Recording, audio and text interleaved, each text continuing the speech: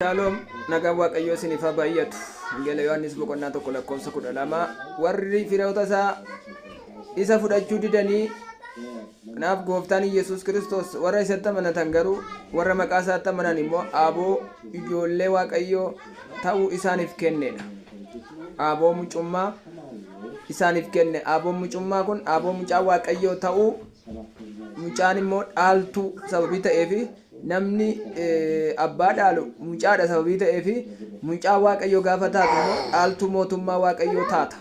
Kanaaf mucummaan nama dhaalchisa. Mucummaa malee namni dhaaluu hin danda'u. Aaboo mucummaa argachuuf immoo Kiristoos Yesuusitti amanuun barbaachisaadha. Kanaaf Yesuus Kiristoos warra isatti amanatan aaboo mucaa waaqayyoo ta'uu isaaniif kenne. Kanaaf obboleessa koo obboleettii koo Yesuus Kiristoositti amanan. Yesuus jireenya.